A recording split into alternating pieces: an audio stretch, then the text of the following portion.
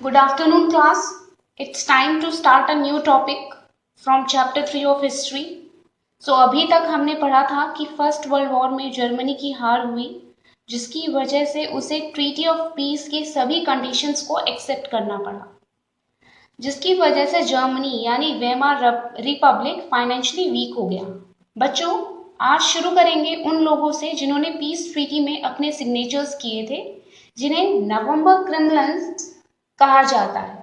तो November criminals are those German leaders who signed over peace treaty in November 1980।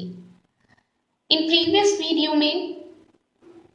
Video में हमने पढ़ा था कि फर्स्ट वर्ल्ड वॉर में जर्मनी की हार के बाद वहां के राजा ने अपनी किंग की पोजीशन को एब्डिकेट कर दिया और जर्मनी में डेमोक्रेसी आ गई।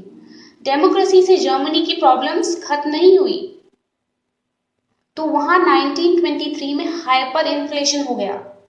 Hyper inflation is a situation where price of goods raise suddenly. Hyperinflation वो सिचुएशन होती है जहां पे अचानक गुड्स की प्राइसेस बढ़ जाती हैं। There are some causes of hyperinflation. Hyperinflation के बच्चों कुछ कारण थे। जर्मनी ने अपनी पेपर करेंसी को ज्यादा से ज्यादा प्रिंट करना शुरू कर दिया था, ये एक रीजन था उनमें से। दूसरा रीजन था 1923 में फ्रांस ने अपना कोल लेने के लिए जर्मनी के मेन इंडस्ट्रियल एरिया रूर पर कब्जा कर लिया। थर्ड रीजन था जर्मनी के पास जो वॉर के लिए पैसा आया था उसने वो लोन से लिया था और उस लोन को उसे रीपे करना पड़ा गोल्ड के रूप में। तो इससे क्या हुआ, जर्मनी की गोल्ड रिजर्व खत्म हो गई।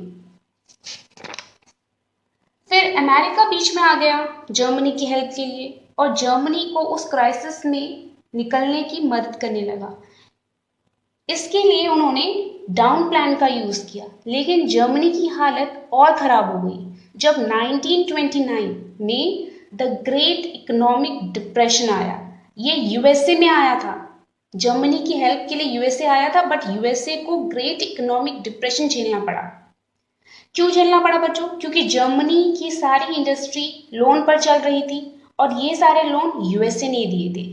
यूएसए में जब द ग्रेट इकोनॉमिक क्राइसिस आया तो यूएसए ने सारे लोन वापस ले लिए। जब वर्ल्ड की सबसे बड़ी स्टॉक एक्सचेंज जो यूएसए में है घाटे में चल रही थी, तब स्टॉक एक्सचेंज में घाटा आने से वहां के लोगों ने सारे शेयर्स बेच दिए। सिर्फ एक दिन में 13 मिलियन शेयर बिक गए। कब? ऑन 24 अक्टूबर 1929 जब इकोनॉमिक क्राइसिस आया था। इसी वजह से बच्चों द ग्रेट इकोनॉमिक डिप्रेशन की शुरुआत हुई।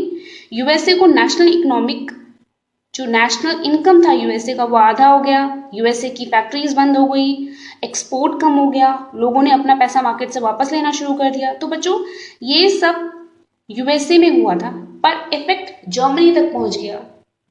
अब जर्मनी की हेल्प यूएसए भी नहीं कर पा रहा था। तो बच्चों ये आज का टॉपिक है हमारा जो हमने डिस्कस किया, जिसमें दो इंपॉर्टेंट टॉपिक हमने डिस्कस किए, हाइपर इन्फ्लेशन और द ग्रेट इकोनॉमिक डिप्रेशन। इससे रिलेटेड बच्चों आज का टॉपिक से डिस्कशन से रिलेटेड हम कुछ इंपॉर्टेंट क्वेश्चंस भी करेंगे जो मैं इस वीडियो के बाद आप लोगों को सेंड कर दूंगी। आप लोग वीडियो पे बिल्कुल भी रिस्पॉन्स नहीं देते बच्चों कि आप लोगों को ये समझ में आया है नहीं आया। जो भी है आप लोगों का रिस्पॉन्स बहुत इंपॉर्टेंट है मेरे लिए। आप लोग प्लीज प्रॉपर रिस्पॉन्स करिए। स्पेशली कुछ बच्चों से तो मैं एक्सपेक्ट करती हूँ कि वो रिस्पॉन्स करेंगे। Thank you.